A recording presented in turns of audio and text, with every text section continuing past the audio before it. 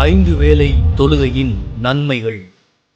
தொழுகைக்காக நடந்து செல்வதால் தவறுகள் மன்னிக்கப்படுகின்றன, தகுதிகள் உயர்த்தப்படுகின்றன. முஸ்லீம் என்ற நபிமொழி தொகுப்பிலே 1185வது ஹதீஸாக இடம்பெறுகிறது.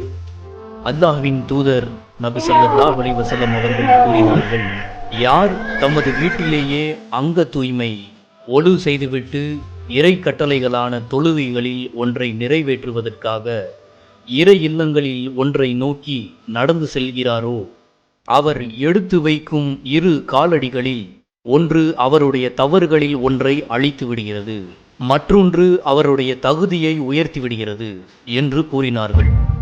மேலும் அபூ ஹுரைரா ரலியல்லாஹு அன்ஹு அவர்கள் கூறியதாவது, நபிகள் நாயகம் ஸல்லல்லாஹு அலைஹி வஸல்லம் அவர்கள், உங்களில் ஒருவருடைய வீட்டு வாசலில் ஒரு ஆறு ஓடிக்கொண்டிருக்கிறது, அதில் அவர் தினமும் 5 முறை நீராடுகிறார்.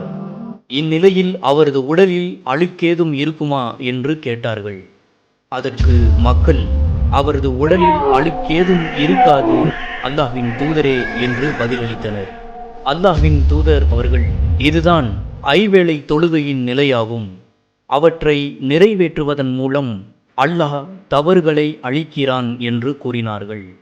மேலும் தொழுகையானது ஒருவர் பள்ளிவாசலுக்கு காலையிலோ மாலையிலோ சென்று வந்தால், அவர் ஒவ்வொரு முறை சென்று வரும்போதும் அவருக்காக அல்லாஹ் சொர்க்கத்தில் ஒரு மாளிகையை அல்லது விருந்தை தயார் செய்கிறான் என்று அல்லாஹ்வின் தூதர் நபி ஸல்லல்லாஹு அலைஹி வஸல்லம் அவர்கள் கூறுகின்றார்கள்.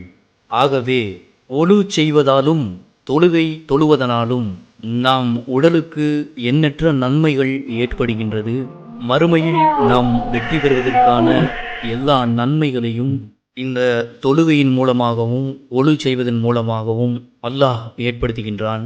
ஆகவே அல்லாஹ்வின் நல்லடியார்களே, சகோதர சகோதரிகளே, முறையான ஒழு செய்வதனோடும் முறையான தொழுகையுடனும் நாம் அல்லாஹ்வை நெருங்குவோம். நமக்கு தேவையான அனைத்தும் அல்லாஹ்விடத்திலே கேட்போம். அதிகம் பாவ மன்னிப்பையும் தேடுவோம். அல்லாஹ் சுப்ஹானஹு தஆலா நமக்கு அனைத்து வளங்களையும் தந்து அருள் புரிவானாக. அஸ்ஸலாமு அலைக்கும் வரஹ்மத்துல்லாஹி வபரகாத்துஹு.